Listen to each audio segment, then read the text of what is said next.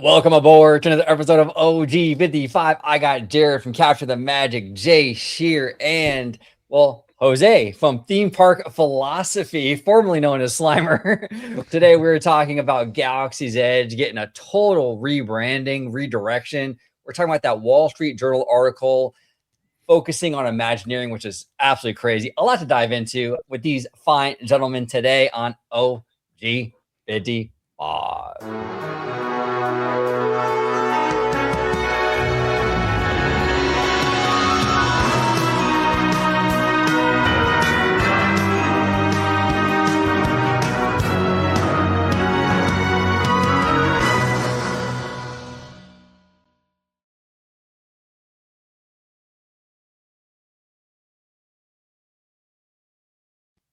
Welcome aboard, everybody, to another episode of OG55. I got these fine gentlemen today. We're talking Imagineering and we're talking Galaxy's Edge. Very much connected stuff here, but a lot of crazy, crazy news coming out of Disney lately with the parks division. We're going to talk about it. We're going to break it down. Before we do, Jared, welcome back, sir. How are you, man? I'm doing good. Thank you for having me. It's always a good time to talk about these things and very interesting developments, I will say. Seemingly, it might seem like these things aren't connected. I kind of think they might be a little bit. We'll talk about it. But you can find me at Cap the Magic.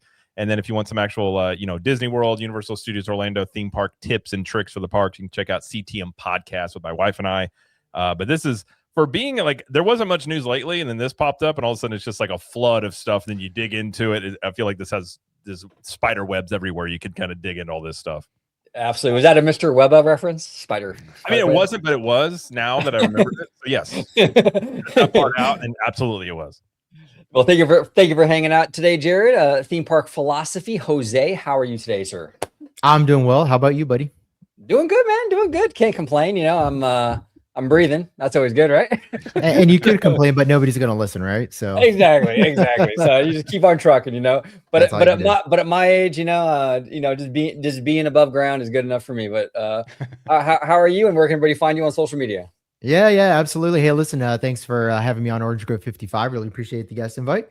As far as you can find me on Theme Park Philosophy on YouTube, where I take a philosophical look at theme parks, the companies that control them, our experiences at those theme parks, and what they reveal about the human condition. So if you're into that kind of stuff, go check that out. That's Theme Park Philosophy. And I also have an Instagram, a little bit more laid back. I might just post some reels and pictures of me at the parks.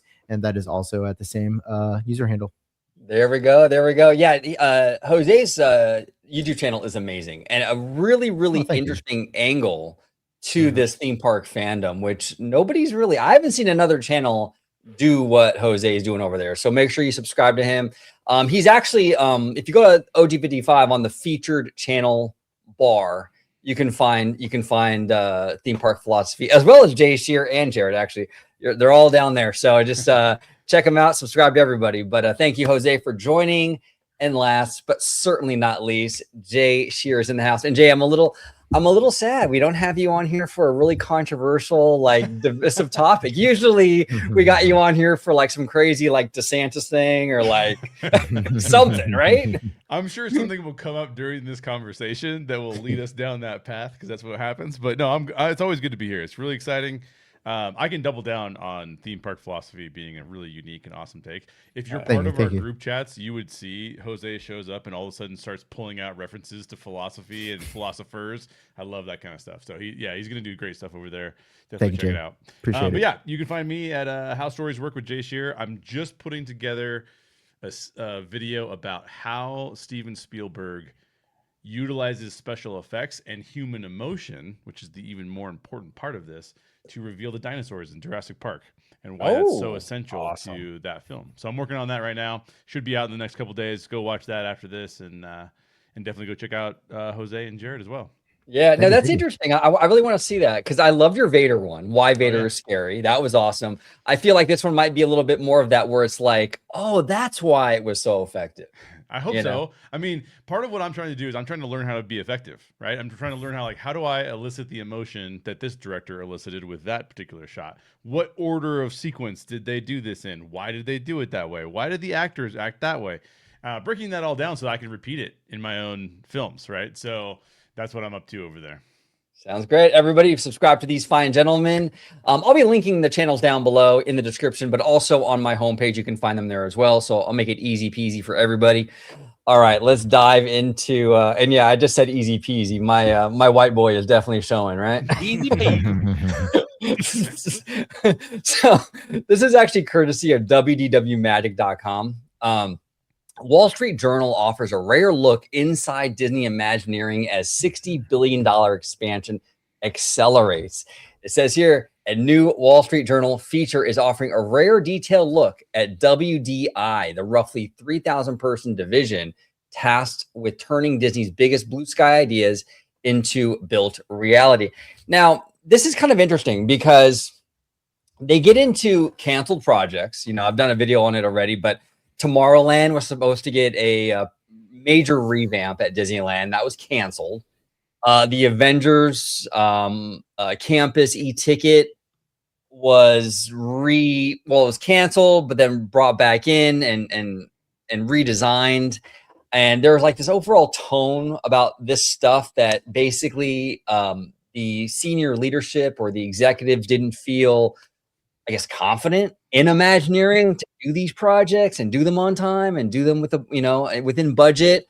I mean, even here, and I'm kind of giving a kind of a generalized breakdown before we kind of, you know, get into the nitty gritty here. But even this Disney Adventure cruise ship retrofit, you know, the cost went way higher than they expected. So just a lot of like kind of inside baseball stuff that's coming out right now. Now, I have a theory about this, but I'll start with Jared first. So, Jared, overall, with this kind of like this inside look into Imagineering, what was like your main takeaway with all this stuff? It's kind of interesting. So it was a lot of stuff that over the years we had heard rumblings of very similar things about a disconnect between corporate and the front office and Imagineering. And I think you could tell, at least from the parks perspective, you could definitely see, you've been going to the parks for, you know, longer than a couple of years. You saw some stuff that wasn't typical of Disney and what they would do in the parks. And so reading through this, a lot of it was just kind of confirmation of things that I already sort of figured was the case from stuff I had heard. A lot of it was, they kind of got into as well under Iger, how everything was IP based and they felt like they weren't able to be creative and things of that nature. Then Chapek gets involved. So a lot of it was just, it's interesting because you're dealing with the group of people like artists are a different breed, like that you have to give them some flexibility, but some guardrails, and the approaches that the corporate end took. It was kind of telling. It was really interesting about that. So a lot of it was just sort of stuff that I already assumed, but then you were getting sort of the behind the scenes. You're like, oh, that makes some sense. So it was more just like just confirmation of what I had already assumed was sort of going on, at least in my perspective. Yeah, no, I feel you on that. I had a theory I shared with you guys via text message, but and I touched upon it a little bit with my video with Sam Chat yesterday. But like, I have a feeling because the timing on this is really weird. It felt like a low key sort of hit piece on Bob Chapek, right? A little bit on Iger too, if I'm being honest. A little bit, right? And it was like, I feel like the timing of this is kind of weird. They're kind of revisiting that Chapek era. I mean, we're several years out now from that. Josh D'Amaro is a savvy executive. I've said it many, many times. And a lot of times we've seen this before. These executives will push stories out there in the trades, you know, these financial outlets, what have you. I wouldn't be surprised if this was a Team Josh sort of effort to sort of undermine that Chapek era. And the reason why Josh would probably want to do that, he's going to want to get out in front of that because there was a lot of nonsense happening as this article kind of, you know, kind of outlines here. Right. And if he's going to get the job, he probably knows this stuff is probably going to come up and he wants to get in front of it, be proactive and kind of blame Chapes on that. The other thing that's interesting too, is this Disney Adventure cruise ship was like arguably one of Bob Chapek's most successful things. Like everyone was like, yeah, Chapek was trash, but this thing was like the one thing he did that actually made sense. And they even went after this thing. Well, so it was, you know, go ahead. That, and also in the article, they go out of the way. It was kind of interesting that D'Amaro's the one that hit up Bruce Vaughn about coming in and revamping Imagineering. It was a lunch between those two. It wasn't Iger. They put it as it was Diamaro that's the one that kind of was heading up this entire thing. I had similar vibes because my conspiracy theory is that Josh is already kind of running the show, if I'm being quite honest, because something else we'll talk about too that happened about the Galaxy's Edge stuff. It's interesting. The timing of all this is I don't think a coincidence. 100%. I agree with you. The timing is super sus, as the kids say, sus. But Jay Shearer, what are your thoughts, man, on this whole article and what came out of it? You know, as soon as you left me a voice memo and said, "Hey, I think this might be a Josh D'Amaro like purposeful, intentional PR campaign," it just makes so much sense for so many reasons. For all across the board, for example, you've already talked about leadership transition. We know another leadership transition is happening. The last leadership transition was an absolute disaster. Like, there's no other way to describe it than the only thing it saved Disney from is it saved Bob Iger from having to make unpopular decisions with Disney customers. Yes. And they paid Chapek a lot of money to make those choices that they did not reverse. Most of Chapek's choices that he implemented price-wise, they haven't even reversed any of those. So I think that you have this, okay, the changing of the guard is going to happen again. Let's go back and take a look at what happened that we don't like so that we can look forward to something different. You have the Imagineering, the Building Disneyland documentary coming out in a week, right? So It's almost kind of like, look, guys, I'm going to go back to what used to be awesome about Disney. Let's put out a Walt video. Let's transition the leadership. Let's announce some cool things like Jared was saying that he'll bring up later. So I kind of get the feeling that this was, as soon as you told me that, OG, I'm like, oh, that's of course what it is. It's a PR campaign to say we're not going to let what happened before happen again. And we're going to try and get out in front of this thing, which is actually super refreshing to see from Disney, because I'm always complaining about their PR and how it's not doing a very good job of setting themselves up for success. But this is actually setting D'Amaro up for quite a bit of success if he can pull it off. And I think, you know, we've always talked about this on this channel, and you guys much more than me, but the studio part is the part we worry about D'Amaro with, right? This stuff we actually feel a lot more confident in. So the fact that they're focusing on that a little bit more is sort of telling to your theory, to be honest, because it's kind of saying like, look, I'm already going to transform the stuff that you love. By the way, the biggest revenue generator in the company, which they're very much quick to point out, the studio doesn't make as much money as this makes. So yeah, I think it's a brilliant theory, actually. Yeah, and maybe you're right, Jay. Maybe the PR will improve. You know, it seems like Josh, I mean, I've been really impressed with him with this whole CEO succession thing. He's got, this guy, as they say, he's got game. He's got Riz. This guy, he's working it like really well. Everything that he could do well, he did well. He's out in Abu Dhabi. He's out launching cruise ships. He's out, you know what I mean? Like he was very good about showing up where he needed to show up to be like, maybe this is the guy, right? Like, and I think most of us, when we first started thinking about who it was going to be, most of us said outside candidate. In fact, 2 outside candidates do a double CEO type of role. And it looks like they're definitely not choosing that, and they're definitely choosing Josh. So good for him for being in all the right places at all the right time, to even turn us around and be like, I don't know, maybe he is the guy, right? Yeah. No, it's wild. Think about too, a lot of, not all, but a lot of Hollywood is PR and spin. Yeah, so if Josh is the headmaster behind all of this, I think it probably sets him up pretty well to handle studio stuff, because half of the battle is just getting out in front of things and how you present it to the public. And if he is behind this, I mean, hey, okay, that could get him, you know, what he doesn't know about studios, he can make up for with some PR presses and how he releases information and things like that. No, absolutely. And they even said, I think there was, I think it was Puck, if I'm not mistaken. But he was even saying that if Josh gets the CEO gig, Dana would have a bigger, more power over studio stuff. So she can kind of handle that for him anyway. And then he can kind of do his thing. So, you know, and he's got the charisma. Yeah, which fits into James Gorman running this, because that's what they did at, I think it was Morgan Stanley. He was up to the succession the last time. That's exactly what they did. They gave promotions and raises to people that stayed, that didn't get the job. So that would fit completely into what probably Dana will end up doing, which is some sort of promotion and, you know, bigger responsibilities. Yeah, and one of the big the Achilles heel for Bob Chapek was this guy was like total corporate America. He could have ran like, you know, a FedEx, like, you know, a Kinko's or something beautifully. A mortgage company would have been perfect for Bob Chapek. Oh, it would have been perfect, man. He could have done Farmers Insurance or any of that stuff, but Disney's a whole different beast. So, and he didn't have that personality, man. He did not have the, you know, the kind of the Hollywood, you know, thing. DeMauro does have that with his personality. Like, he's going to go in there and he's going to smooze like crazy. So at least we don't have that issue. Because last time there was a lot of concern with Chapek. Oh, we have a parks guy running this company.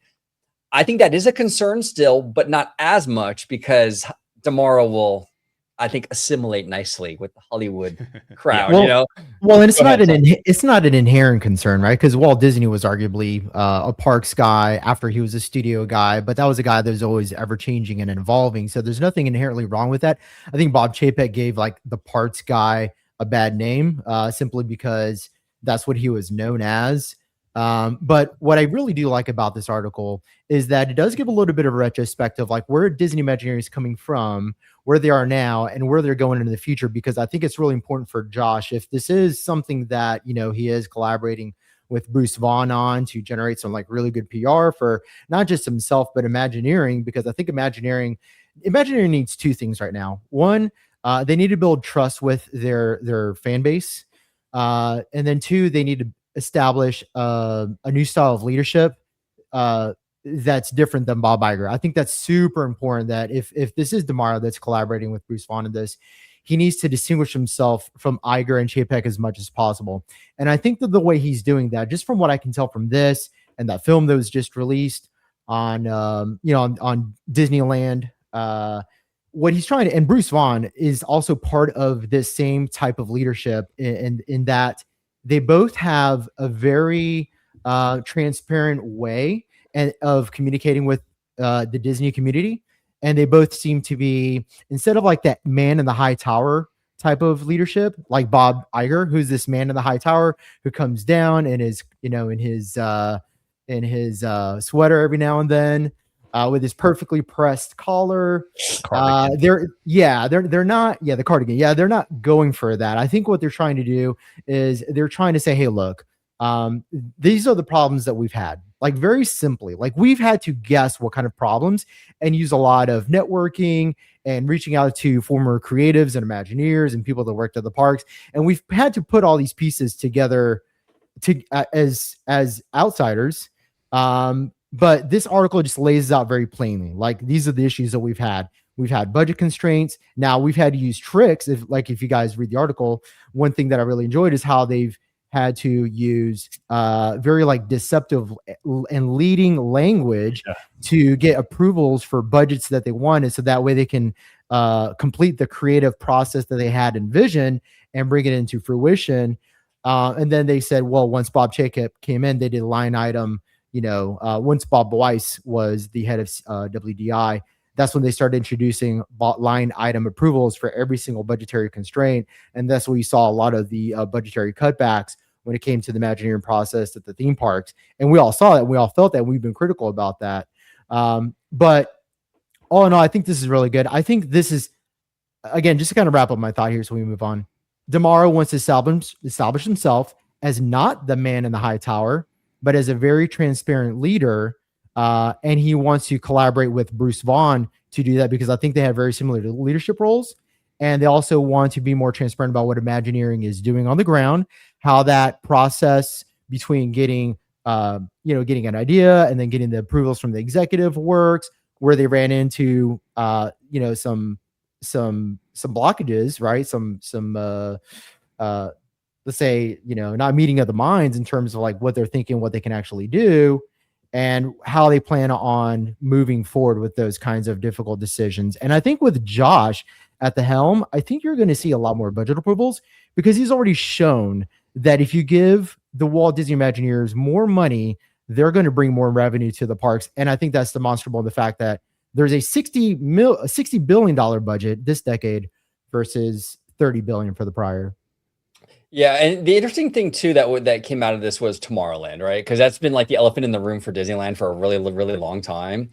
And that whole thing got canceled, which no shock. We've had the concept art on that construction wall at the entrance for like 7 years. Like it's been up there for so long on that construction wall that like they actually had to like swap it out with a new one because it faded so much. Like that's ridiculous, right?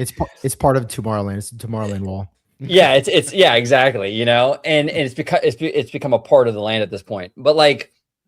But here's the thing, right? And I know a lot of fans, you know, might not be super happy with me, but when I say this, because I think a lot of fans sometimes kind of lean into like the emotional, thing.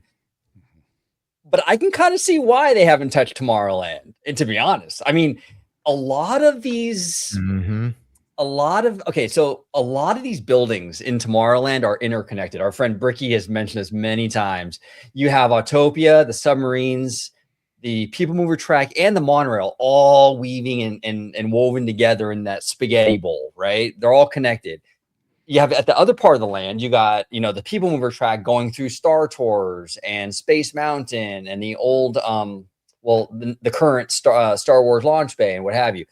There's a lot of interconnection there. This is a huge endeavor to go in there and sort of redo this land. Now, what would be the incentive for Disney to do that? When you walk into Tomorrowland, you got Space Mountain, which is still packing people in. You got Star Tours, which is still popular. You have Astro Blasters, still popular. Even the Nemo submarines has huge lines. Disney's seeing this going, this land is packed. I mean, why are we going to go in there and dig up all this stuff and untie this giant knot for what? And they don't even have an IP to put in there.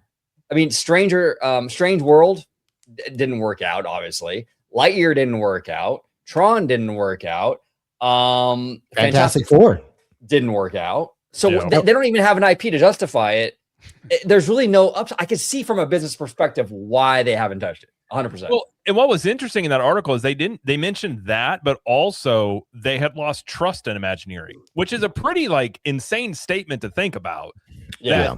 What I've always said, the engine behind the Disney parks has been Imagineering, and the fact that they got to the point where they didn't have any confidence in being on budget and on time, which has been a complaint amongst the fans. And by the way, the Tomorrowland issue having Disneyland, same thing in Disney World. A lot of those buildings are interconnected. And apparently that's one of the reasons they haven't done anything with what was the former Stitch area out in Disney World. So I think they have a similar problem on both coasts. But that was what was very interesting to me, was how much they were basically just talking about that status of Imagineering. And the Bob Chapek part was the most on-brand part I've ever seen, of like every single day they got a dude in Imagineering being like line item everything. And I'm like, that is the most Chapek thing I've ever, because I've called him Moneyball in terms of a CEO. He was just, everything had to have an analytic attached to it. I've said, and I think Jay would probably understand this, when you're dealing with creative types, you don't want to let them roam free because they will go over budget. They'll take forever, but you need to give them guardrails, but not too many guardrails. You kind of have to like feel them out a little bit. Right. And I think Chapek obviously was just a horrible fit for that, because he's just very narrow-minded, analytics, spreadsheet management, and that just is not going to work with a creative group that you want to fuel your parks. Yeah, and that was definitely part of the reason why I think there was that lack of trust too. Yeah, I think Imagineering and Chapes, they were just they were so far from each other. Well, they even said that they got to operate differently than other divisions, and I'm like, well, yeah, you're not going to treat Imagineering the same as accounting. Like, these are two different types of skill sets, and and this happens in the corporate world all the time, where they want everybody to be the exact same thing, and that's just not going to work depending on the different roles and responsibilities. And I think clearly that was one of the issues that Chapek had. Like I said, he'd be a great mortgage company CEO, but probably not a great theme parks or Disney CEO. Yeah, I think there's a couple things here too that are kind of interesting. One is that it's not like Imagineering was hitting home runs. Right. Not really. I mean, let's go back in time for a second. What happened to their big Star Wars hotel? Oh, that's right. They're tearing it down now. I mean, come on. So if you're going to say to me like, hey, you don't have enough trust in Imagineering, they had one thing I thought was really interesting about the article is that they pointed out that Bruce Vaughn was brought in, and one of the bullet points he was brought in for was making sure that marketing was aligned with Imagineering and what they were doing.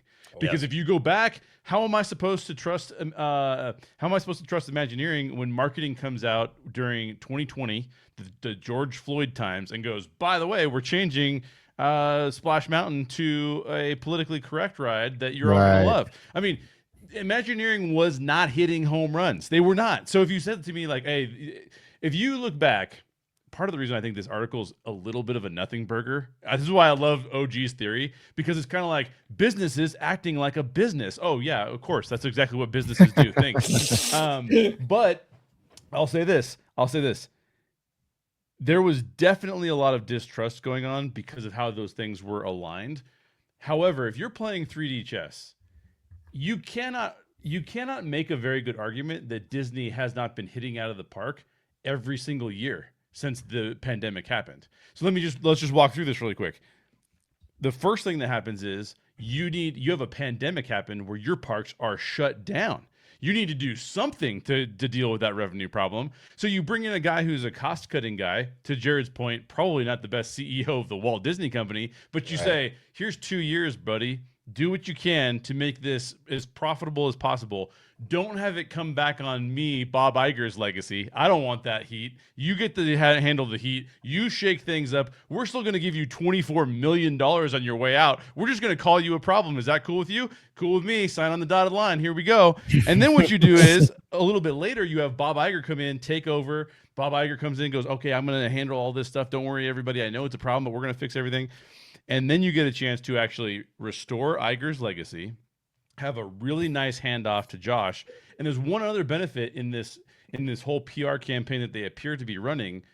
If they're doing the Walt Disney building Disneyland kind of thing. If you bring back Josh D'Amaro, who is the most Uncle Waltish of anybody we've seen leading the Walt Disney Company since probably Eisner, and even Eisner wasn't that much like a Walt guy, right? But if you bring in D'Amaro as Uncle Walt type of a character, and then you basically say, look, I know we live in a time when AI is starting to take over everything. I know we live in a time where technology seems to be going faster than ever. My wife made the comment to me the other day. She goes, I don't know a single person who is like starting off the year as like, I'm going to go get him. Everybody else is like, I'm tired. That was a long year. If you bring in a D'Amaro at that kind of time, and you call him Uncle Walt, and you give us a little bit of like, hey, we're going to restore what Imagineering is doing. We're going to make everything feel a little bit better.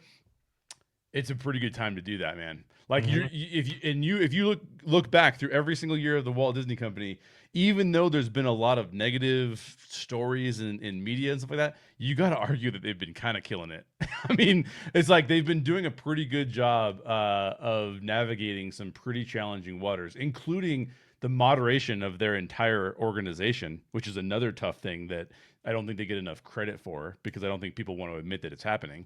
But it is for sure happening. So yeah, I mean, I felt like the only thing I'll say about the article is I felt like it was a little bit of like accounting does accounting stuff. They're gonna look at your budgets. Like, and this is not even new to the Walt Disney kind of mythos, because Walt Disney himself had Roy sitting there going like, hey buddy, you can't spend money like this. You gotta, something else is gonna happen. So I feel like this is that when you said feels like a PR stunt by Josh D'Amaro, I went, yeah, it does, because they're just operating a business. So I mean, I don't know. That's just kind of how I feel about it. Kind of like a nothing burger in some regards. The only thing I was gonna say, the only thing I'll say, this is the closest you'll ever see Disney to basically saying some of the critics were right and we kind of messed some stuff up. They'll never come out and say it.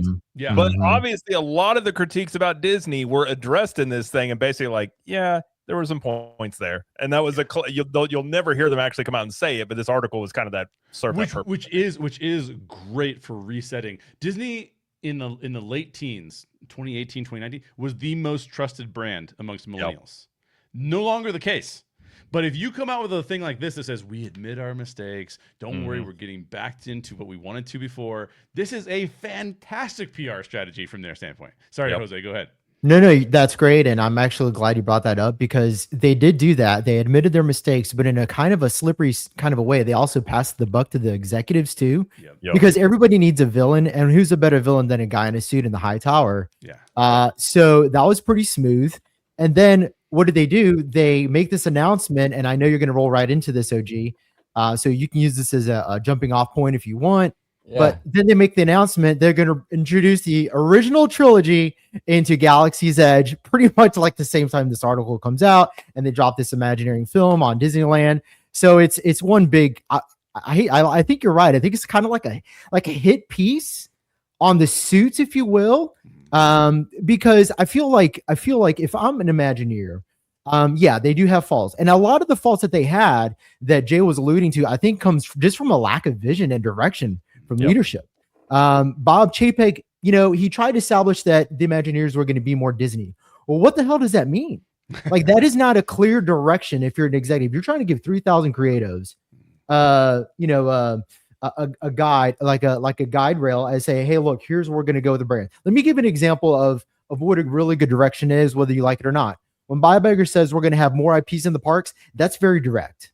We're going to come out with movies, and then we're going to make rides based off of the movies that are successful, and we're not going to do it on the ones that don't. That is a very clear directive to me as a creator. Says, okay, well, I need to be ready to be in the wheelhouse of all the movies that are going to come out. So who do I got to collaborate with? Well, I'm going to collaborate with the people making the movies first and foremost, right? But if you say we're going to be more Disney, okay, that's a metaphysical thing that now you have to explain to me what that means. And so that leadership from Chapek left Imagineers confused, and to Bob Weiss. I mean, like, Bob Weiss is also a victim of this, because you're telling one of the best Imagineers, a legend, here's what you can do with the company. He goes, what does that mean? And then, so that doesn't work. But anyways, I think that's a really good point. And yeah, I'm ready to talk about Galaxy's Edge, because that's like, everybody's really ecstatic about that. Before you move on to that, I did have one thing about the article that I thought was really fascinating. The bit about how much the ship was costing. They made a big deal about, Bob Chapek bought this ship for, I think it was $41 million, something like that. And then it said the cost ballooned up to $1.8 billion because they had to change so much of the ship to get it ready. I looked up, how much did the Disney Destiny cost? $900 million. Yeah. And they didn't even top $1 billion. So even the choice that was made that was lauded as like, what a fantastic choice that this guy made. They even subtly, for anybody who wants to actually look it up, kind of dug into, that was a bad choice. That was really stupid. It cost us twice as much as the last ship we put out. And mind you, they put it on the guy that has an NDA and can't talk about it. Exactly. That's what I'm saying. There's a point of this is where, I mean, to Jose's point, that we've also never distrusted elites in this country more than we did now. Like, the average person in America is an Occupy Wall Street person now. You're right. Like, if you go back. So the fact that they're blaming it on these elites, this leadership class, and then you're going to have DeMauro step into the role. What is DeMauro known for? He's known for going and hobnobbing with the guests and being like, hey, it's great to see you.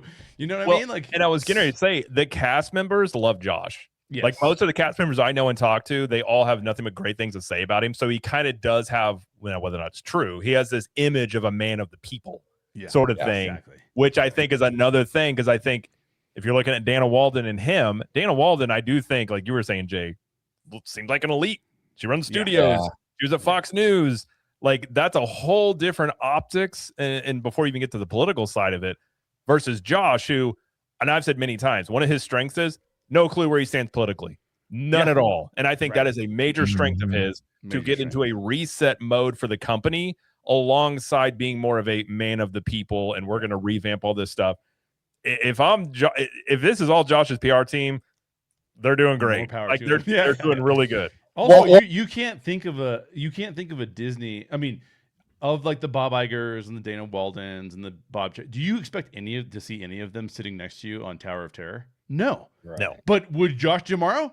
Yeah, he'd be right there next to you going like, hey, did you enjoy that ride? That was a fun ride, right? I mean, that's the kind of thing that Disney needs a lot of. And so the fact that we are now coming full circle to the point where we said, well, let's have a dual CEO situation, to the point where we're like, hey, maybe this is exactly what Disney needs, is pretty striking.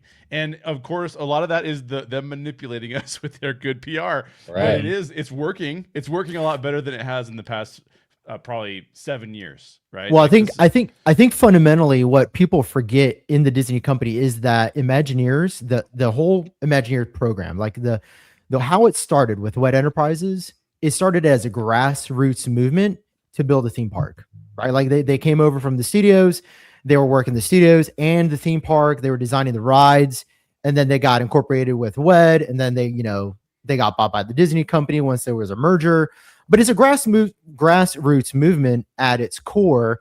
And I think it's very important that moving forward, it continues to look and feel like this grassroots creative initiative that comes and swells from the ground up. And so in order for it to be that, it has to have that look and that feel, and it has to also have that philosophy, and that philosophy needs to be communicated like, hey, look, we're just a bunch of people that like to create things.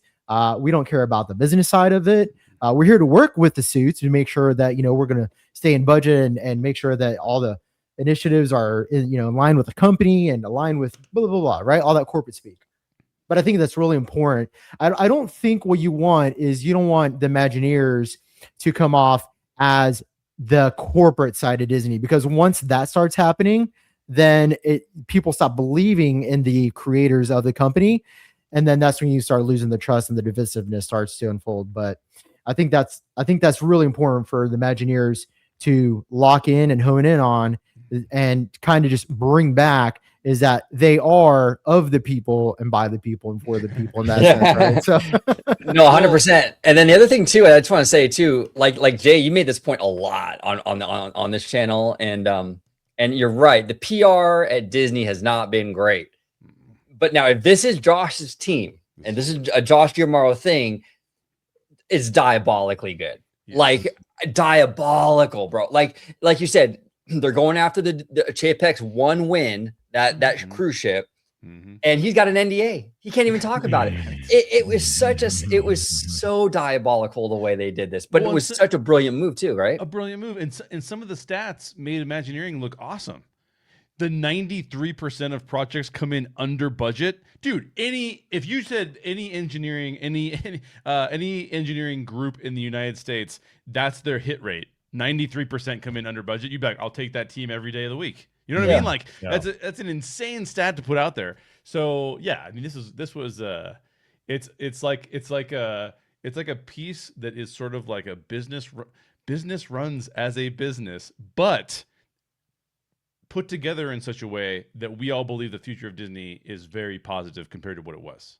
Yeah. Well, and also there was a lot of, they didn't touch on this, but there was a lot of talk about how there was some animosity of like jealousy about who was getting credit for things back in, I would say 5-7 years ago, about a lot of the upfront office people were kind of annoyed that Joe Rohde's and Tony Baxter's were getting all the credit for the stuff in the parks, and they felt like they deserved the credit.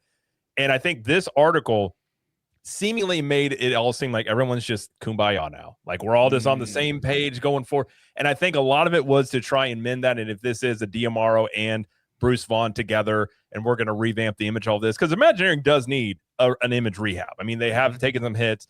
And then you talk about how I've always had the question about, is it really the lack of talent in Imagineering, or is it more corporate oversight? And I feel like this article kind of alluded to a lot more corporate control over what Imagineering was doing.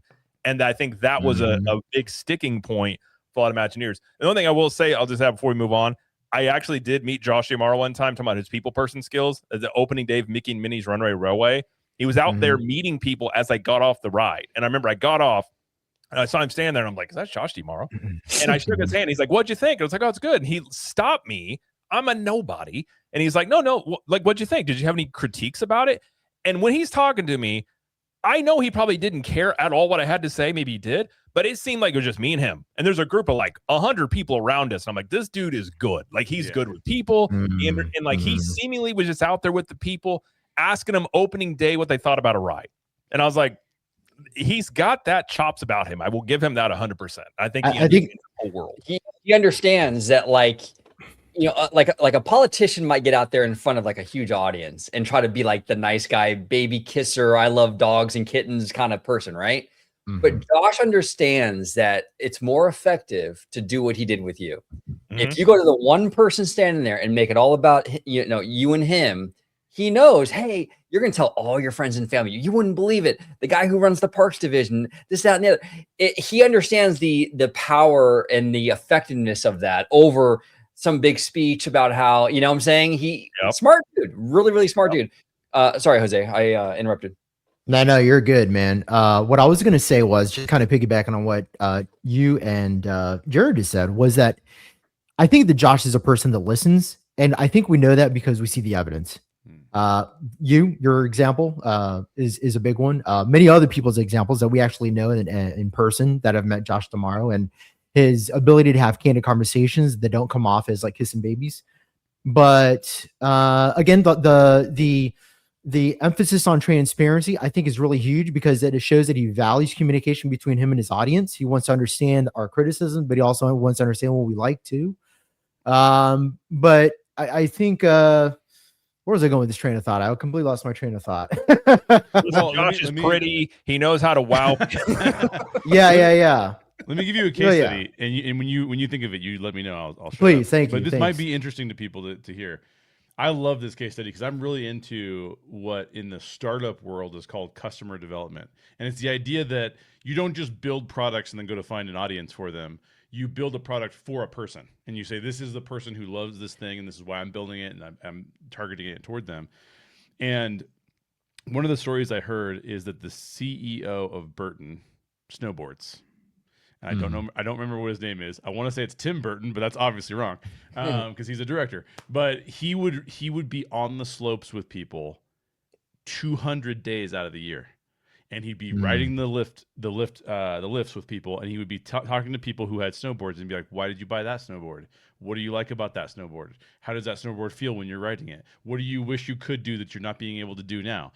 That is the kind of CEO that I would want for my company. Right? I want somebody who's there, who's on the ground and going, I'm interested in what Jared's interested. I'm interested in what Jose is interested in. I'm interested in what OG is interested in. They don't care about me. But the point being that gives you the insights that you need to be able to lead your teams. Hey, have you guys been out and talked to people? Have you been out and talking to those people about what they loved about Splash Mountain and when you change it, what's going to happen? You know, like did anybody do that at all? I have no idea. I would suggest that they did not because of the vitriol that came. Yeah. Now we can all say, yeah, the vitriol was either deserved or undeserved. And if you're watching this video, you're already typing a comment. Oh my gosh, let me just tell you, save Splash Mountain, whatever.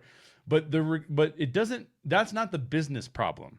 The business problem is how do we roll something out that's new that people adopt and that makes us money? And the only way you're able to solve that business problem if you have boots on the ground who understand the customers and who understand what the customer motivations are for spending money. And Disney has always been really good at this, but it looks like they've actually fallen away from it a little bit and need to get back to some of it. Well said. And one thing I do want to address too, real quick, and then we will go to Star Wars Galaxy's Edge, I promise. But one thing I do want to address is you guys have probably seen the video of the Tiana animatronic. Yeah, I saw that. Malfunctioning, and her head was missing, like part of her head was missing, or her scalp, whatever. I didn't see that. That's crazy. Yeah, insane. It was absolutely insane. And here's the thing: if you're gonna make as Disney, and now I do think they are improving, like you were saying, Jay, with the moderation and all that. But if you, as a company, if you're going to come out and say, look, we're doing this ride for a segment of the population, a community, right, out of respect, then, you know, when the ride actually opens and it's operating, take care of it. Because how does that look? With this ride, I mean, we've seen so many accounts, like, you know, like Disney Scoops guy and various, even Drew the Disney dude, talking about how the terrible shape this Tiana attraction is in. So you do this, you make this attraction, this retheme for a segment of the population, and then you don't really like take care of it afterwards. It looks like an empty gesture, and it's kind of an insult. You know what I'm saying? And I think that's where they really dropped the ball. And a lot of people are noticing that. And I think even Theme Park Obsession mentioned that, and I just spot on with that because I just feel like they love to do the whole PR, like, hey, you know what, we're inclusive thing, but they're not following through with it though. They don't care enough to put the love into the attraction, and they're not updating it or keeping it up. That animatronic, Jared, you saw it, right? I mean, that is insane. Yeah. I know. For a brand new ride. I think don't be shocked within 3 years if there's a complete refurb of both coasts of that ride, because what I have heard is they use the wrong type of animatronics in there because it's like a damp, humid building. And these animatronics are high tech, but they're not built for that type of environment. Whereas the old ones were like mnemonic, and they just ran on a loop. Don't be surprised if they shut this thing down to either refurb it or do something different. I think they probably will have to, because it is in horrible shape, and it's like, what, 2 years old at this point. I wrote it a couple, what was it, a week ago? Yeah, about a week ago now. We actually wrote it, and there was 2 animatronics down out of the entire system. One was Tiana, as you're going up the lift once the ride begins, and she's kind of telling you what, she's giving you an introduction to the story. And then the other one was Mama Odie, right before you went down for the splash. Both times the mouths weren't moving, and so it seems like they're having like facial issues. But other than that, the animatronics were working. But going back to the 93% of their project hitting time scales and budgets, that's one of those things where like you have to qualify it, right? Because they obviously hit the time frame, and they obviously hit the budget. We can tell this, right? Because then the animatronics are working, or they only work like 50 or 75% of the time. But like that's one of the things that I want to see moving forward. It's like, great, you hit 93% of your budgets on time, but are the rides coming out of high quality once they're finally open to the the guests? And where I was going with my other thought was Josh D'Amaro seems to be very observant of the criticism and things that people are saying, just in like I would say like the communal space of the Disney community, and not just the Disney community, but I think where people are looking for the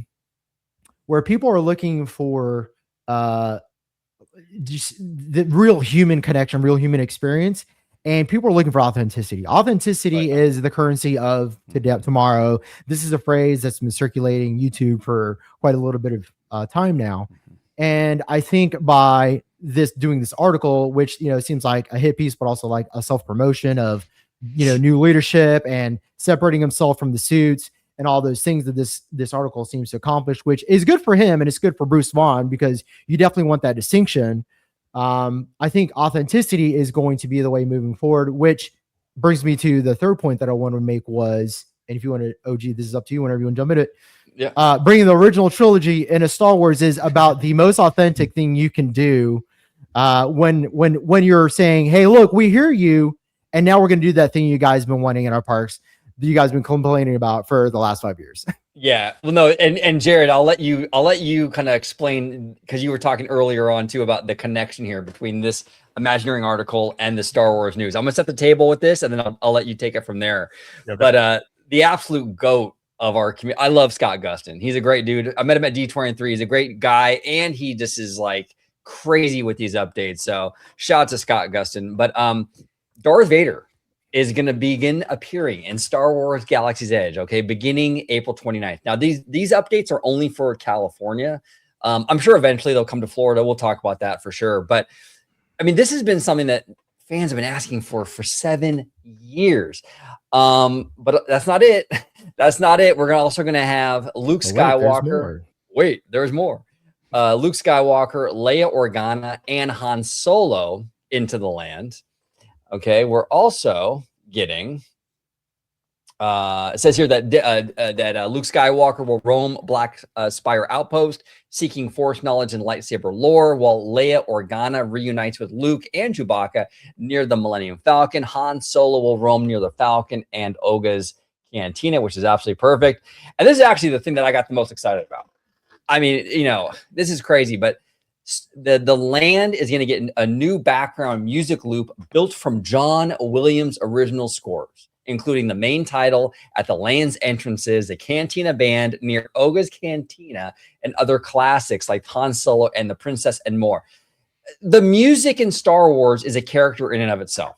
The fact that this land about Star Wars had no music felt super weird to me. I mean, this is crazy. This alone, even if they didn't do the OT stuff, if they just did this, would have changed the whole vibe. You know what I'm saying?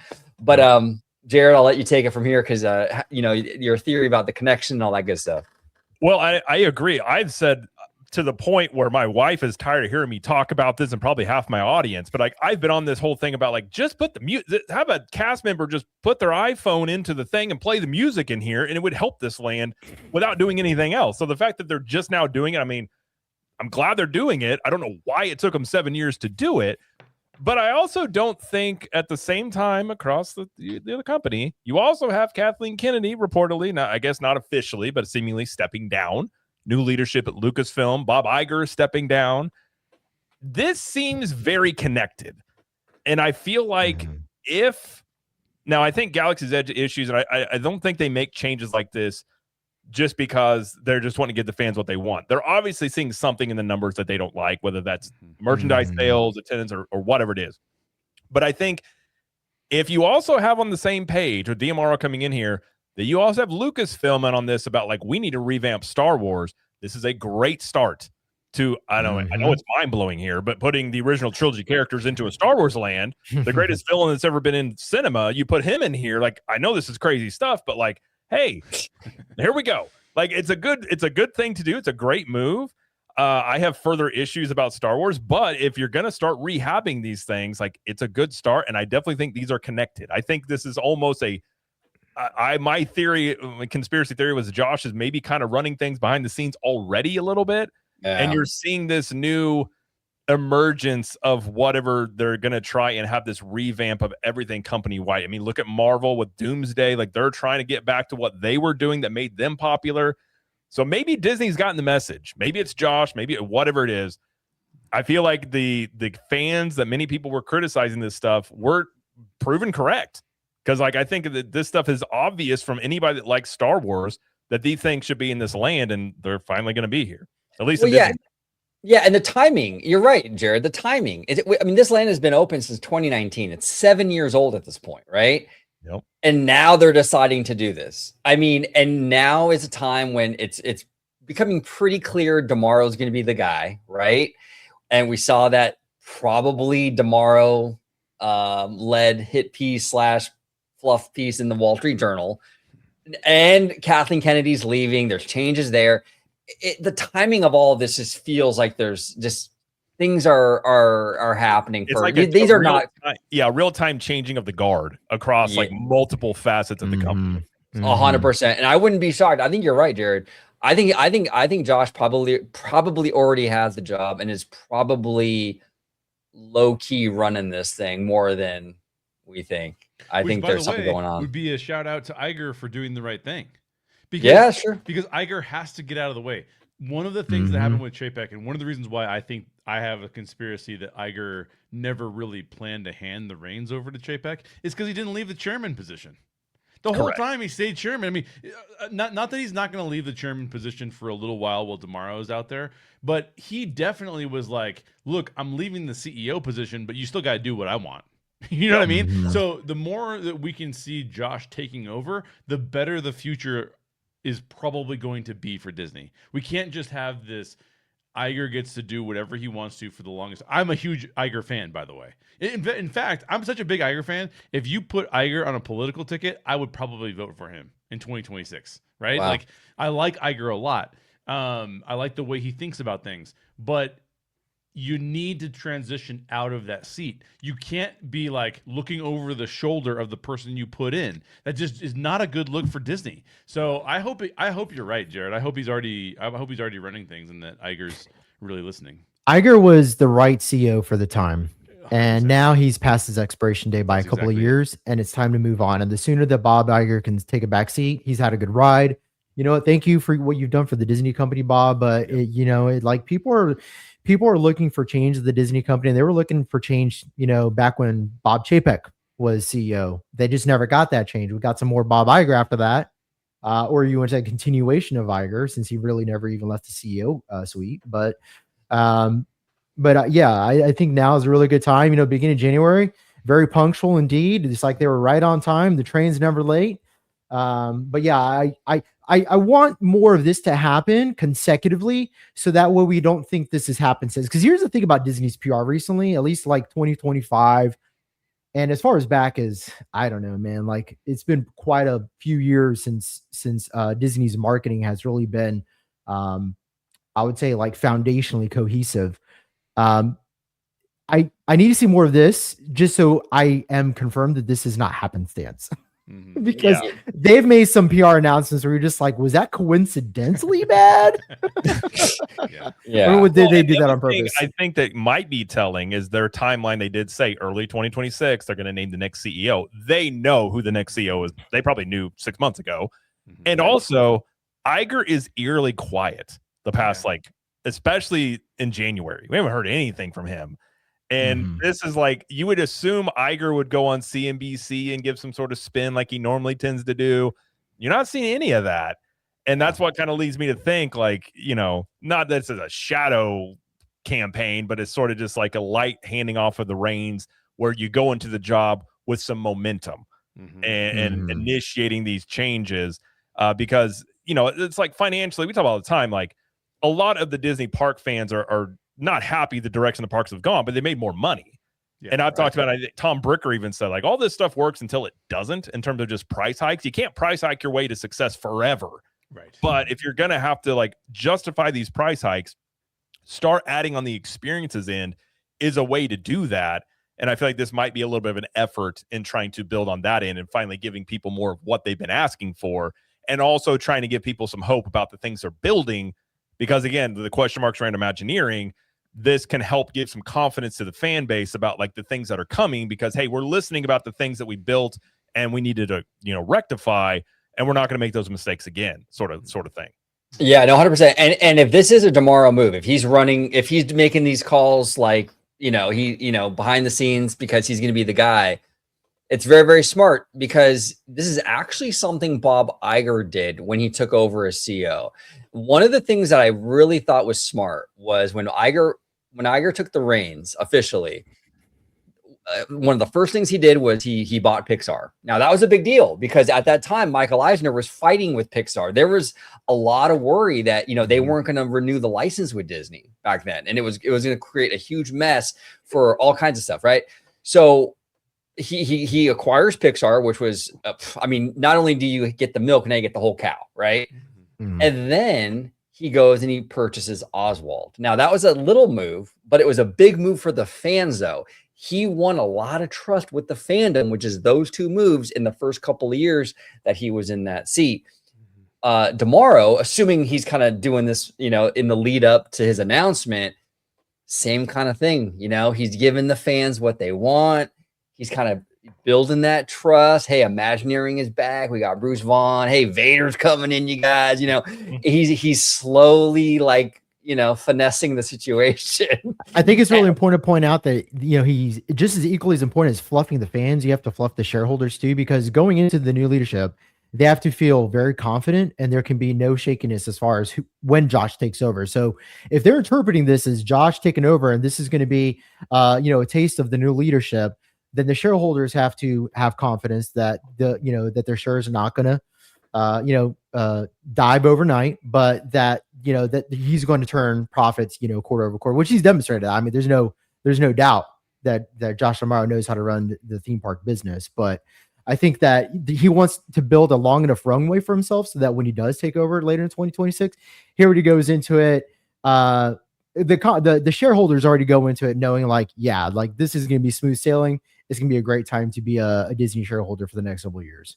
Now, do you think when they make this announcement, right? Okay, Josh is the CEO, yada, yada, yada. Do you think they actually address some of this stuff? As like, hey, Josh is the upcoming CEO. Officially, he'll take, you know, office in whatever date it'll be, you know, 2027, whatever. But do you think they'll address this stuff and say, hey, you know, just so everybody knows, for the investors, these decisions have been largely Josh's, you know what I'm saying? Like, he's been kind of doing stuff kind of already. Do you think they'll actually admit that, or? Well, I think he gets credit by default because this is all park stuff and he's in charge of the parks. So in many ways, it's something he's already in charge of, but then can easily relay that message as saying, as you know, the transition was going on, I had recognized these issues and I wanted to get a head start. Like, you could totally see them playing into this. I wouldn't be shocked either, and Jay probably knows about this, of like a drip campaign of some PR stuff the next couple of weeks leading up to the announcement. I'm not going to be shocked if there's some other things that pop up about some changes coming that are getting the fan base excited. And then it's like, by the way, I was the guy that, hey, I was doing all that stuff. And they're like, oh, like I would not be surprised if this is all part of a overall plan when they unveil more than likely Josh being the CEO. Well, if Disney PR is listening, go have Josh DiMauro be the first person to go visit Vader in Galaxy's Edge. Have him be the first person to go hang out and take a pic with take a fun pic with Luke Skywalker, right? Like that is your agenda now to do. I mean, either way, I think even if they don't admit it, OG, because there's two factors here at play, whether or not you want to admit it or not admit it, it just is the case. You do also have to send Iger out on a high note. Right. You can't just bury Iger and be like, oh, what an idiot. He didn't do a good job. I mean, I 100% agree with Jose that, there's a concept of for such a time as this, Iger was the guy in the 2010s. Like, he was the guy. If you would have asked me who's the best CEO in America in the 2010s, I'd have been like, Bob Iger. He's the guy. But for such a time as this, that was his time. It's somebody else's time. But that doesn't mean you have to bury the old guy and make him look like an idiot, right? You can celebrate him on his way out too. So I doubt that they would be like, hey, this was Josh the whole time. You just didn't know. Somehow Palpatine has returned. No, I think you get to celebrate both of them. I don't think it's one Jedi. I love it. Yeah, we'll see. I think this is I think you're right, Jay. I think you have to sort of let him. You also have to kind of sing Iger's praises. And honestly, to be fair to Bob too, like there have been, I mean, really, he did kind of steer the ship. I mean, when Chapek left, we were kind of in a mess. Mm-hmm. You know what I'm saying? A pretty big mess. And I feel like we are better off today than we were when Iger had to come back, that one Sunday in November 2022. Which leads to the whole thing about Chapek being the fall guy, because let's be honest, when Bob stepped away, right before COVID hit, he was like, what do you know? Because it was just such a weird thing about like, I'm out, he's in. And you're like, what? And then Chapek does all these changes. Iger's still in charge. He's answered to Iger and the board. He had two bosses. And then all of a sudden it's like, this is a mess. Let me come back. And I'm going to like, it was just so much like set up to be this way. And I actually, as time has gone on, I didn't used to think that was like a deliberate thing they did. But retrospect, I think it might have been. And you look at the end of Eisner's tenure as well. It was time for him to go when he went. I think the same thing for Iger. And I think, CEOs have a time period where they're effective. And then you got to, times change. It's a different environment now than it was in the 2010s. And you got to hand this off to somebody who is equipped for that. And I'm not saying that I think DMR will be like the best CEO ever. I actually think I'm higher up on him than most people. I don't like a lot of the park changes, but I do think he is a guy that potentially could lead the company in a positive direction. Look at the video game stuff he's involved with. He seems to be more in tune with things. Like, I think he might be a guy that could lead Disney in a better direction than it has gone, let's say, the past 5 years or 5 to 6 years, undoubtedly. I think as soon as the CEO stops showing signs of adaptability is when it's time for them to move. And Josh seems to be a very adaptable person because he listens, because he's on the ground asking guests directly, like, what did you like? What did you like about this? And as soon as he stops change, as soon as his principles of being the first person to talk to guests and ask them how their experience was goes out the window, I think you're going to see the adaptability road, because that's really like a strong point of his ability to connect with normal people, ask them questions, and translate it into either a better product or a solution or game plan off of that information, and then snowball with it into a bigger idea. But he's a forward thinker. And I think that's his second strong point is he's not just looking at like quarter of a quarter, which I think is great. If you're CEO for shareholders, but for me, he seems like he's a 5 or 10 year plan guy. And in addition to, like, those are his two strengths. Like, if I were just to lay about adaptability, and he's a forward thinker, he's thinking about the long game. Which I would say is something that has been missing from Disney. I feel like they have been quarter by quarter the past few years, undoubtedly. Oh yeah. Well, sure. I would say at least a decade. Yeah. All right, the other thing I want to point out that we haven't talked about and touched on yet at all, and it relates to both this announcement and what we talked about earlier about the Wall Street Journal article. The biggest stories that are happening on the studio side are all related to the purchase of Warner Brothers Discovery. Yep. And Disney is not involved in that at all. Disney is just cruising. Disney is also setting itself up for a phenomenal 2026 in terms of like revenue coming from film, because they have a pretty amazing slate coming in 2026. I believe Disney is also, I think I heard this the other day on the town, so correct me if this is wrong, but I believe Disney's had the highest box office returns for the last 10 years or something like that. So they're setting themselves up for a really good 2026. So it's almost kind of like, look, if we highlight the park stuff and we transition into Demaro, who is the parks guy, we need fans to be comfortable and confident that that is going to be handled appropriately, and shareholders too, by the way. Right. But also, we know we have a fantastic 2026 slate. We don't even need to talk about that right now. Let that start to play out the way that it is. And at the end of 2026, Iger looks amazing. Demaro looks amazing. Walden looks amazing. And Disney is set up really, really well for 2027 and beyond. Yeah, no, well said. No, exactly. That's exactly it. They're setting it up beautifully, you know? So we'll see. It's interesting. Now, do you guys think, okay, I want to talk about this too, because this is Disneyland in California. Jared, what do you think? Why are they only doing it? Because I noticed this before. We kind of get these announcements for Galaxy's Edge where it's like, I remember it was Mando and Grogu. It was the same situation. We got it out here in Cali, and then eventually you guys got it out there in Florida. Why is it always like, you know, Disneyland and then not? Why don't they just do this bi-coastal thing? Is it because we have more locals here? They need to keep it fresh, or?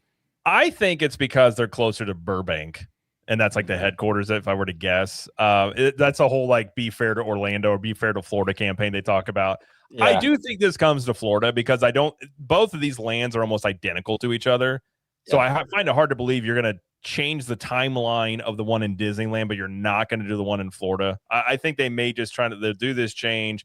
And maybe this is a way of like what worked, what didn't, and then eventually apply it over to Disney World. I actually wouldn't be surprised if you see a separate announcement.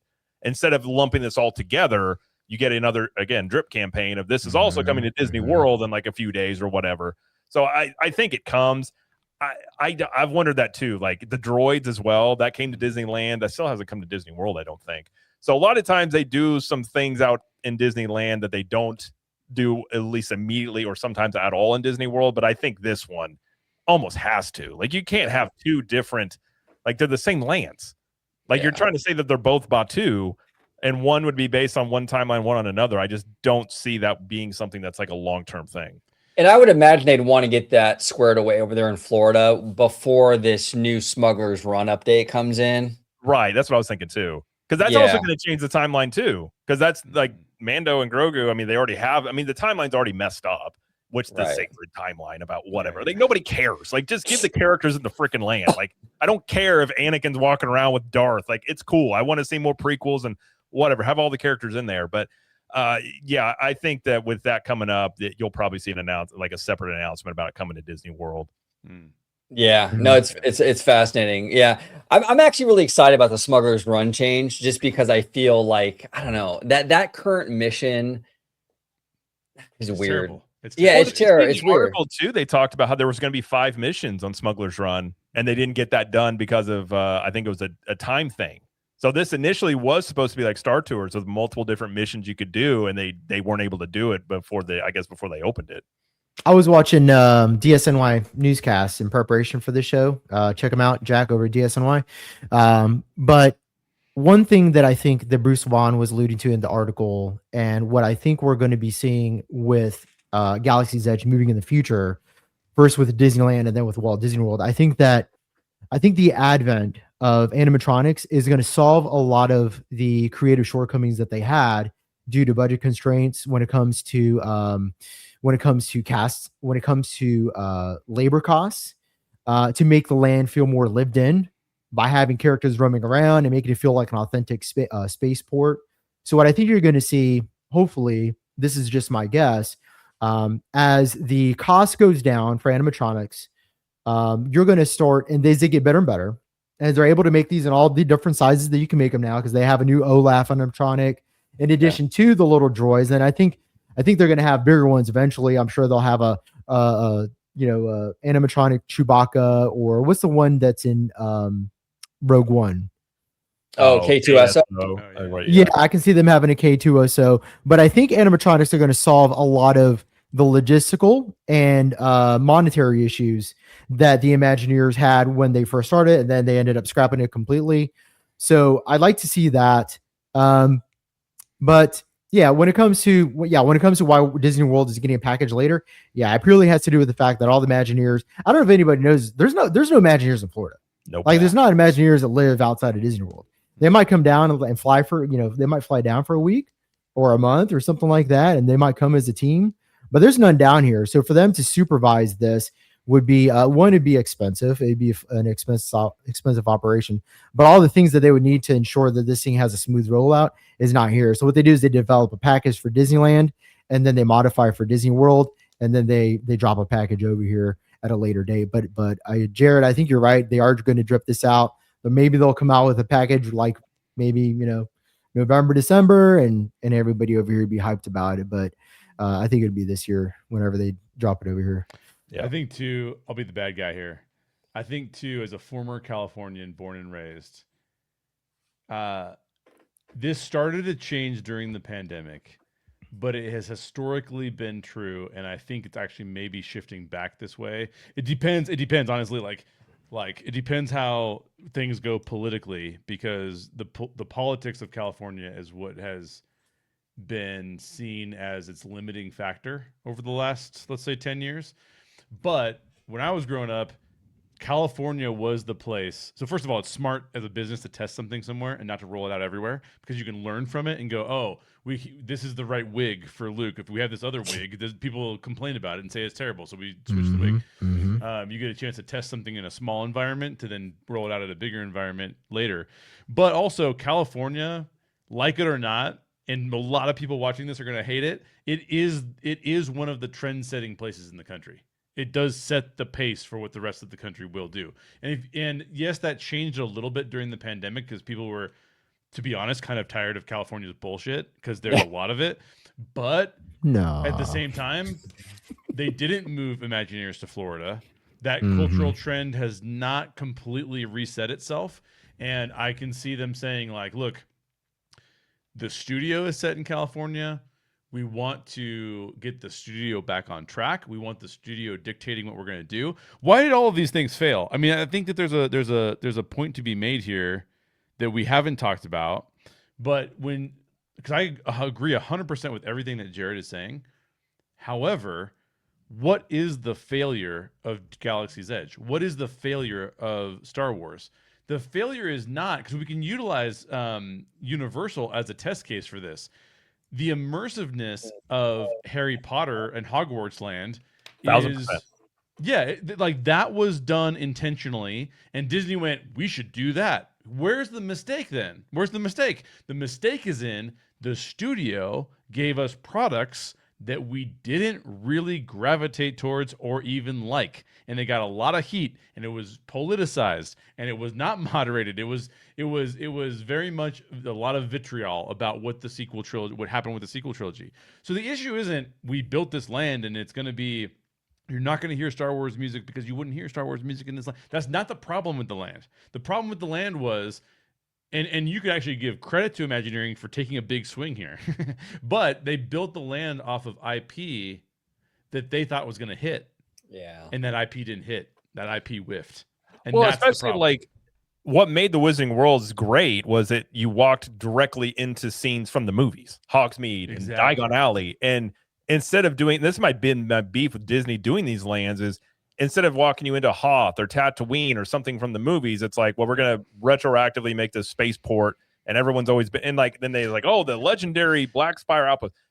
Shut up. No, like, give me Tatooine or give me Hoth, but give me stuff from the movies, and that would have been the big hit. But they thought, and they made this decision about Galaxy's Edge before the sequel trilogy even came out. They were like, oh, no. They were going to love this, and they're going to want it more than the original trilogy. And it was a lot of, I think, a little bit of hubris, just assuming that, like, hey, it's going to be a huge hit. We know it's going to be a hit. You guys are going to love this. And I think they, as time went on, it was. I mean, I think Galaxy's Edge, one of the issues is Star Wars as a whole, which is maybe why Lucasfilm, they're doing maybe what they're doing. But I think that all this stuff is a step in the right direction. And one thing I just thought about, they will probably premiere this summer, about to change the Disney World, if I were to guess. because they kind of want new things introduced every year with all that construction going on. True. You have a couple of reopening. You got Buzz Lightyear, you got Big Thunder Mountain, you've got that animation experience in Hollywood Studios. You could have this new Galaxy's Edge experience that gives you a pretty good lineup, at least, of new stuff opening for the summer, which has been a struggle for, you know, the summer is not the biggest time period to travel, and Disney was down 1% last year in attendance, which doesn't sound like much, but it's almost 1 million people that didn't go to Disney World that went the year before. To kind of give more, you know, shows and parades, we're not going to cut it. Let's have people more new stuff in the parks, and that could definitely be part of the lineup. Yeah. No, great point. Now, here's the thing: I actually give Disney. I kind of differ with you guys on the Hoth and Tatooine thing. I give Disney a pass on creating a new planet, and the reason why, I think certain environments, right? Like for example, Hogsmeade, Diagon Alley, those are just London, right, or whatever. It's just it's a city. Those are very comfortable environments that you can walk through. The problem with a lot of these Star Wars planets, they're very extreme. It's Tatooine, which is just no trees and mud huts, and then you have Hoth, which again, no trees and snow. In a theme park space, though, that would be kind of miserable. And that's actually one of the reasons why I'm not super in love with Nintendo World out here in California, because they did go like almost like verbatim for the video game world, but there's no real trees. So when you go in there, the ones that are there feel really out of place. It's like, why is there this real tree here when there's like a fake tree up there? It doesn't make no sense. Well, yeah, and they don't even have real trees, at least out here in Cali, on the ground. Oh, I thought I saw some in there. But yeah, you might be right. Yeah, for sure. There's no real trees. And then you have the yellow painted floor, which the sun just beats off of that. So I think that in the theme park space, I think Batu made sense because you can kind of craft a planet around your theme park needs. But where they really drop the ball, though, is populating this land with all the eras of Star Wars. This should be a celebration of the franchise. Yeah. Not like this little window between The Last Jedi and Rise of Skywalker. That's ridiculous. You know, I can agree with you. Only thing I would say is if you're going to create a land that's your own made up thing, don't make me feel like I'm walking into space Baghdad. Like I just feel like I'm in a desert town in space. I'm like, what? It's like soulless. And I think the music will help with that and like having more stuff in here. But that was always been my beef about this land. Is like, there's so many long stretches where you just walk and there's nothing. I'm like, this thing's huge. And I'm walking through this area where it's just nothing but just seemingly trees around me. I just don't get it. I'm going to agree with Jared on this one. And it's for the specific purpose of saying, if you, this is the, if we were to picture, how do we get 4-quadrant fans in a Star Wars inspired land, right? And here's the problem. I think if you look at the reason why Hogsmeade and Diagon Alley and all that works is because of what Jared said. People experienced the movie and they went, wow, this is me in the movie. And nobody experienced Black Spire Outpost in any. I think it showed up in Rebels, right? It didn't show up anywhere else. Yeah, I think think it up in Rebels or something. I think so. But so if you're looking at like, I want 4 quadrants to show up here, you can't make it Naboo because there's still prequel trilogy haters out there. Oh.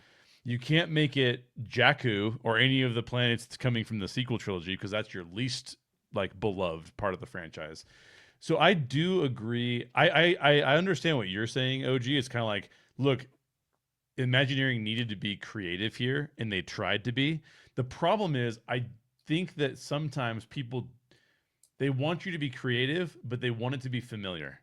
And Black Spire just isn't familiar enough. It just doesn't give me the feels. It doesn't give me the... Now, are they going to hack it and give us some of the feels? Yeah, they are. But not the way they could have hacked it if it was like, you're in the middle of Coruscant, and you turn a corner, and now you're out in Tatooine, and you turn a corner, and now you're out on Hoth. Like, those would give us the feeling that we were in the movie. I think that's where they... Now, I'm not saying... Is it an expensive mistake? Was the Star Wars Hotel an expensive mistake?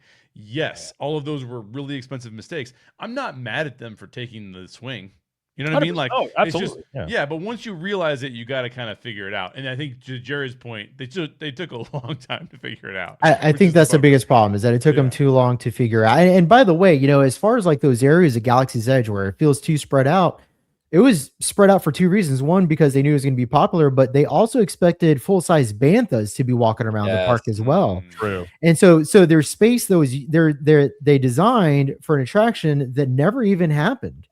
And so there's a lot of things that just did not connect. But one of the things in terms of like just the lack of connecting with the fans, for me, I like to give an example because for me this is something that I just don't understand the decision making process and why it seems forced, like what Jared was insinuating, that they had to tell you what it is, as opposed to you walking in already knowing what it is because you're familiar with it from the movies or the books, like Hogsmeade or Diagon Alley, for example. So they tell you in Black Spire Outpost, and this is something they repeat, incessantly.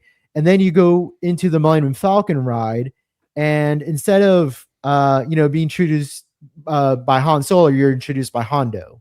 And I feel like that's a missed opportunity to be able to connect with the fans in like a very meaningful way. And Universal Studios understood this. Like if you walk into a Harry Potter ride and Harry Potter's not on it, then there's a disconnect. And for whatever reason, Disney did not pick that up when they decided to put Hondo as the main character in a ride called Smuggler's Run. So Right. That's a good point. Hondo is like super cut. I wouldn't say deep cut, but it's like the animated Filoni verse. So it's like a lot of people don't know who he is. Like my wife had no clue. She was like, "Who's that?" Dude, my dad would show up at Disney and have no clue what's going on. You put Han Solo in front of him, you're like, "Oh, that's cool." You know what I mean? Like, well, and I think some of it could be. I really do think, especially Lucasfilm, a lot of like the things that people were complaining about and wanted. I think there was some ego involved to being like, "No, we're not doing that," because that would be admitting defeat. And they just got real hard-headed about Star Wars. About, oh, yeah, you don't like that? We're going to triple down on the Acolyte then. And you're like, what are you doing? And this could be a turning point where they're like, we hear you. We're going to – and, like, I think if that is what's happening here, even though I have my issues with Batu, I don't think they're going to close this down and remake it into Hoth or anything of that nature. You have what you have here.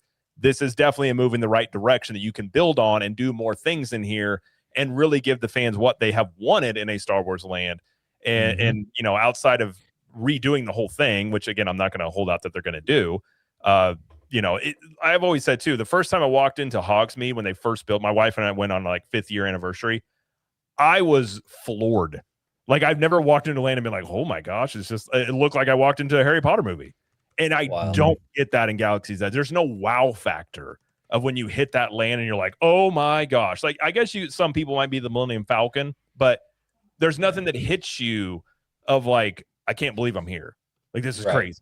And there's no 100%. And there's no music. It's like it feels so lifeless, The music alone could give you the chills to give you the impression that this land is impressive and that you're just walking into like chirping and I understand what they were going for, but I think it was maybe too much of like getting in your own way of like trying to be too creative, and you're like, just give people kind of what they want, like what Jay was saying, what they kind of are familiar with, and they'll probably like it. And I think you can get too far trying to do something unique, and then you end up with something that just kind of feels soulless in many ways.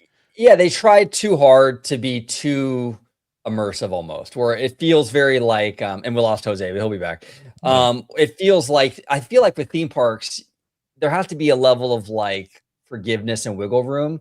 Because if you go too real, you take the fun out of it too, And it's like, and even if they didn't want music in the bushes, like the typical Disney thing, right? Where it's like music is everywhere. You could have at least had like a roaming alien bands playing music and fill those voids with that. And they didn't even do that. Or somebody that's telling lore about Luke Skywalker, about a Jedi like something that gives you at least like, it's like acknowledgement, but it's almost like the way they built this land. It's like, we are not acknowledging anything other than Rey and Kylo. And that is it. If you ask any question, like, it almost seemed like they went way out of their way to like, we didn't create these characters, so we're not going to include them. And that's obviously not what the fans wanted. And I do think some of it was some hard-headedness from whether that was Lucasfilm or Disney or whatever it was, of just not wanting to admit that there was a mistake made with this and trying to like force it that like, no, you're going to love this. And it's like, well, that doesn't really usually work that way. There will be a lot of creative case studies on the decision-making around Star Wars. Oh yeah. Because it's just a strange, and I think the fans are, I'll be really transparent here. I think a lot of the fans are unfair because I think a lot of the fans just tend to blame Kathleen Kennedy when Lucas gave us the prequel trilogy, and that was not very beloved either. So I think you have to at least share him in some of the blame. But the idea that you wouldn't go research what do Star Wars fans want, and you would just, I mean, like we talked about earlier with Josh D'Amaro, him being in the parks and talking to people is a huge step in the right direction, because at least he knows. Oh, I went and talked to Jared. Jared, how did you like Mickey and Minnie's? I liked it. It's cool. What did you not like about it? Well, the queue is kind of weird because it's the great movie ride, right? Like whatever you say. But like there's this aspect of Star Wars that feels like it seems like, and this is what I've said this on the show before, so this is nothing new, but it feels like Star Wars said, we're picking a direction. It is not 4-quadrant, and we don't care. Right. And in fact, some of the fans that have actually been diehard fans from the beginning, we don't even like them anymore. We don't like them as fans. We're not going to keep them as fans. We're going to go in a different direction. Now, I'm not saying that some of those fans aren't super obnoxious. I'm not saying that some of those fans aren't totally racist. Then you probably should kick them out of your. But the number of the totally racist side is astronomically small compared to what Disney did. Let's be honest. Yeah. And I think that was just a really odd decision. It was like, we're going to stand on this rock, even if it costs us billions of dollars, and we don't care. It was like, but that doesn't make any sense. Like, that doesn't make any business sense. Yeah. That's such a weird thing to do. And I don't know. I hope that they can. I'm like Jared. If you would have talked to me, 20 years ago, I was the person that was lining up for the remastered versions to come out in the theater, right? Like, I was that guy. I was lining up for 3 hours because we didn't have seat choices back in the day, and I didn't want to sit in the very front. But now a new Star Wars thing comes out, and I'm like, oh, I might watch it. I'll see. Maybe. Yeah. I don't know. That's where I'm at too. I have, and apathy is not where you want to be. No. As a franchise. I mean, they were almost better off when people were mad. Yeah. Because at least it shows people care. That's an emotion that when you just simply don't care anymore, it's like it's hard to get people back too. That's why I was saying the whole time, and I don't think they'll do it, but like if they were to retcon the sequel trilogy, it probably would go a long ways with a lot of the fan base as the ability to tell some extended stories about Luke and other characters without having that end cap of what happens in the sequel trilogy. I don't think they'll do it. So I think the amount that they can recover is kind of limited in somewhat, but you still can make strides and try and rectify some of these wrongs. But some of the stuff they did, I mean, they probably lost a generation of Star Wars fans by some of the stuff they did, and you're just not going to fully recover from that, like, more than likely. I mean, it'd be a study of its own if they were able to. There is a recoverable path, but it'll never happen. Right. And the recoverable path is you hire Steven Spielberg to direct a Star Wars film, and you make it about Luke Skywalker. Yeah. If Lucasfilm could do that, they've probably brought back 75% of the audience that they lost, but they'll never do it. You know what they could have done? Instead of just trashing Galactic Star Cruiser, they could have made Galactic Star Cruiser a Legends vehicle, and they could have done Thrawn trilogy stories out of there. They could have done what were they called, the books that came out that continued Luke's story, like Heir to the Empire, like Heir to the Empire. Yes, Heir to the Empire. Thank you. Exactly that. You could have told those stories and been like, if you want to relive Legends, go to the Galactic Star Cruiser because we're reliving Legends over there. You're going to live in the stories. I mean, you would have people mortgaging their houses to go. I mean, the fact that they axed the extended universe right off the rip when they bought it, I was just like, why? Why would you do that? There's so many cool stories in there that you could have just picked off the shelf and made a movie out of and made $2 billion. And they just decided they did not want to do that. And, I mean, I've also said too, if Dave Filoni is able to, I don't think George Lucas is going to be involved in the movies. But it's like, hey, I'm talking to George.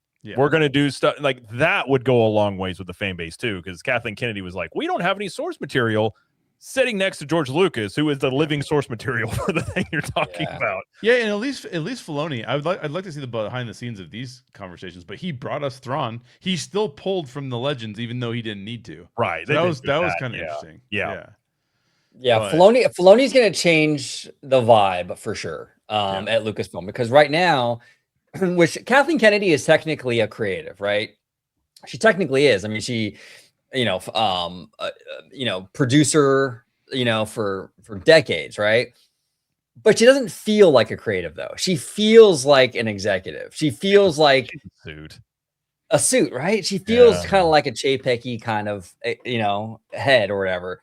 And I think Filoni brings that Kevin Feige energy. Like, hey, I'm a fan too. I'm excited for their shit like you guys are. He's going to bring that energy to these conventions, D23, Comic-Con. And I think that alone is going to change the vibe and the perception of the franchise. But, we'll see. But there's a lot of people, there's kind of a growing fervor against him, though, I've noticed too.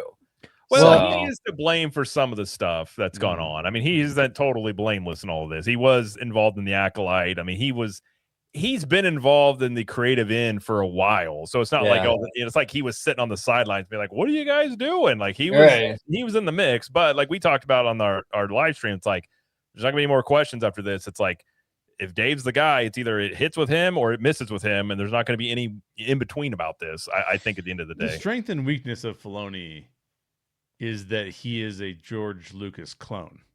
And the problem with being a George Lucas clone is that George Lucas did have his weaknesses. Yes, he did. And he was a better lore guy and a better, like, philosophically, what are we trying to do here guy than he was, in my opinion, like a storyteller. Which is why he just said, I'm using the hero's journey and we're doing that. And then mostly his wife at the time told him, you're off base. This is not working. You need to go back and fix it. And we kind of saw a little bit more what it looked like when he had all the reins when he made the prequel trilogy. And I'm not saying that the prequel trilogy is the worst thing that's ever existed. But what I am saying is that I'm worried. I wanted them to put Favreau in that position because I feel like Favreau has a really, really strong storytelling arm. And I thought that Filoni could be like his right-hand person who would be able to give him the lore that he would need to kind of fill out these stories. So I think putting the lore guy in charge does have some risk associated with it. I think that what you said, Jared, is 100% true. Filoni's hit rate is not like it's perfection. But I mean, it's hard to find. It's hard to find creative hit rates that are perfection. Yeah. So it'll be Spielberg comes pretty close though, I think. I mean, Spielberg. Here's the thing. Spielberg's one of the greatest directors of all time. Oh yeah. But if I asked you to name the last 5 movies he did, you probably wouldn't be able to name them all, right? Like he was again, to Jose's point, he was the guy for the 80s and 90s. He was the guy. There was no other guy. He was the guy. And I'm not saying he's fallen off to the point. He's still like an amazing director. I wish I had his skills, but I think that would he be able to pull off a Star Wars film right now? Maybe he'd be able to pull off Star Wars. I mean, I was rewatching Jurassic Park. It's phenomenal. It's one of the best movies ever made, in my opinion. Yeah. But it's hard. I mean, people think that creativity is easy. Okay, go do it. Yeah, it's go not. Be the next James Cameron if you're so good at it. We can talk on a YouTube channel all day long. Did we have a movie that hit $1 billion? No. Then shut up and go sit down. I'm dealing with this right now. In fact, several of us are going to be on Tones' show talking about Stranger Things. And I'm so irritated with the way that people talk about Stranger Things, as if it's just easy to put out amazing stories. As if, this is such an easy thing to do. What's wrong with you guys? Why don't you do better stories? Okay, go do it yourself if you're so good at it. Well, these people couldn't manage a Dairy Queen. No, and they're gonna sit here and tell you how to. Yeah, that's the thing that drives me crazy. You know what I'm saying? It's really easy to armchair quarterback, but you got to give credit where credit is due. Jay, you actually echoed a lot of the same sentiment that I had with Dave Filoni, and my feeling was, and I talked about this in the last episode, was my concern with him is that his strong point is the lore and not storytelling. Like his best product is the Clone Wars, and if that's going to be your creative head for the mythology factory that is Lucasfilm, I don't think that's strong enough. Like for me, I'd want somebody more like a Peter Jackson, Villeneuve. Like I'm looking for, Tony Gilroy. I was actually championing Tony Gilroy. I wanted him. He didn't want to do it. He wanted to move on to different stories, and that's fine. Like do what you want to do. I'm sure he's going to do great. But yeah, I would have. I don't understand the decision to go with Dave Filoni and him being a copy of George Lucas, that is his fundamental weakness. That is the problem with Dave Filoni, being the chief creative lead, is that he's a lore guy first. He builds worlds, he builds mythologies, but is he going to make you cry at the end of a Star Wars film? Probably not. You know, like, are you going to feel emotive the way you did, you know, when Luke, or when Han told Leia, you know, I know, after she told him, I love you. He hasn't delivered on that yet, so I have no reason to have that expectation of him. And because I don't have a reasonable expectation to deliver those emotional notes on a storytelling level, my Oh, we lost him. I think he was going to say my confidence, but I think so. We'll speak for Jose. I think it's confidence. They were saying confidence. I would say episode 3, where with Anakin becoming Vader. I mean, that was, even though you knew it was coming, it was still, that movie hit pretty well from Lucas, and I don't think Filoni is, from what I've seen. I don't know. We'll see, but I'm not convinced he's the guy. But time will tell. I also think there's creative things you could have done there. Like, I've always felt like Filoni was the Feige, right? Like Feige knows, like, here's all the comic books I can draw from, and I want to draw from these ones in order to create something. But he's not the person that's directing the films. You know what I mean? Like, he's not writing and directing the films. He's the guy that's making the connective tissue of the franchise work. I just don't understand why that wasn't more of the model to go with. You literally have a model that made you billions of dollars. Why not go with that model? Right. Putting the creative guy in the CEO position is sort of like, I don't know, it's a little bit strange to me. Like, why not put a more, what word do I want to use? Leadership oriented. Do you look at, do any of you look at Filoni and go like, I wish he was my leader? I mean, like, I'm not trying to bash Filoni. Filoni's awesome at the thing that he does, and I really respect him for it. In fact, hire me, Filoni. I'd love to work for you. But, like, I don't know that he's sitting there going like, I want to balance budgets and I want to make sure that that Lucasfilm is profitable. That's what I want to do. You know what I mean? Like, it's just strange. But also, you got to contend too. There may not have been a lot of people that want to take it over, considering where Lucasfilm is right now. And he made the one guy that was just, he was there. Well, yeah, and I don't even think Disney has confidence that he can do the business side of it, because that's why they have that dual setup. 100%. So that in and of itself shows a lack of confidence in that part of the equation. Yeah. You know. Yeah, that's a good point. So it's crazy, but I feel like we are on the cusp of a new day at Disney, both in the parks, the movies. I'm positive about it. Yeah. You know, it's interesting. Maybe Josh tomorrow will be like Marco Rubio and take over Lucasfilm and just have a whole bunch of hats. Just got a whole bunch of jobs. Oh my gosh, dude, that's. I'm now CEO and I'm also heading up Lucasfilm, and we'll see what Kevin Feige does. You're like, oh, okay. That's hilarious. I love it, gentlemen. Great conversation today. I appreciate you guys so much. Jared, I will start with you. Where can everybody at home find you on social media, sir? Yeah, thanks for having me. And this was a great conversation. Always enjoy chopping up with you guys and hearing all the insights. And I always like, anytime I'm with Jay, the conversations go long, but I'm like, we could talk about this for like 4 hours, and I could, I got to cut myself off. But no, it's really good. You can find me at Cap the Magic, where I do daily videos over there. We also have Theme Park, and we do over there with OG and Jose. I almost said Slammer. Jose and Jay. I think Jay's been on there once before. We'll probably have Jay on more times as well. We talk about some things. And if you want some theme park news and reviews, stuff going on in the theme parks in Orlando, you can check out CTM Podcast on YouTube with my wife and I as well. There he is. Jay Shear. Always an honor having you on the show. Where can everybody find you on social media? Yeah, you can't have a show that you invite me on and stick to an hour. It's impossible. You are going over 60 minutes. You can find me at How Stories Work with Jay Shear. Like I mentioned at the top of the show, working on a Jurassic Park video about the masterclass of Steven Spielberg introducing us to dinosaurs, and the way he does it being pretty much impeccable. So I'm doing a video on that. I got a lot of other videos on there. You can watch the one I talked about how to film Vader, how you should film Vader to make him more scary. But yeah, How Stories Work with Jay Shear. Thanks for having me on. Always a fantastic time. Absolutely. Mr. Theme Park Philosophy, Jose, thank you for joining. Where can everybody find you on social media, sir?